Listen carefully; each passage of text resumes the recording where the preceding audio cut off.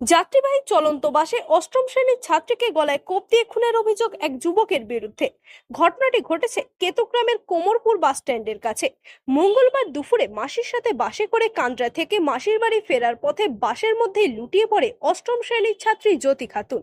চলন্ত বাসে হঠাৎ করে এক যুবক উঠে জ্যোতিকে পিছন দিক থেকে গলায় ধারালো অস্ত্র দিয়ে আক্রমণ করে বলে অভিযোগ। নিহত জ্যোতি খাতুনের বাড়ি কাটোয়া থানার হরিপুর গ্রামে এবং অভিযুক্ত যুবকেরও বাড়ি একই গ্রামে। পরিবার সূত্রে জানা গেছে যুবকটি প্রায়ই জ্যোতিকে উত্ত্যক্ত করত। জ্যোতি মাসির বাড়ি এসেছে খবর পেয়ে বাসে উঠে ধারালো অস্ত্র দিয়ে জ্যোতির ওপর আক্রমণ চালায় ওই যুবক এবং যাত্রীদের সামনেই চলন্ত বাস থেকে লাফিয়ে পালিয়ে যায়। ঘটনাস্থলেই মাটিতে লুটিয়ে পড়ে ওই ছাত্রী এবং মৃত্যু হয় তার। কেতুগ্রাম থানার পুলিশ ঘটনাস্থলে পৌঁছে দেহটি উদ্ধার করে এবং বাসটিকে আটক করে তদন্ত শুরু করেছে। হয়েছিল ওকে চরম উত্ত্যক্ত করতো কয়েকটা ছেলে, আমরা নাম ঠিকানা তাদের কিছুই জানি না। একজনই নাম পাচ্ছি, তার নাম হচ্ছে বাবু, আর আদার্স কারা ছিল সেটাও আমি এখন জানি না।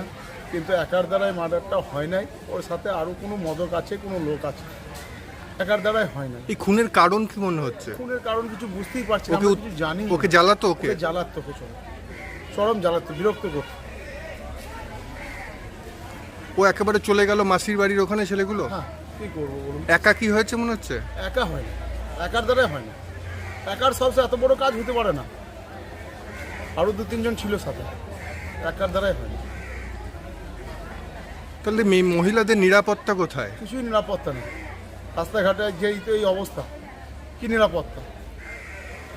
একটা বাচ্চা মেয়ে ফুলের মতন দেখতে, তাকে হত্যা করে দিল একবারে বাসের মধ্যে, লোক মানুষের সামনে তার গলা কেটে দিল।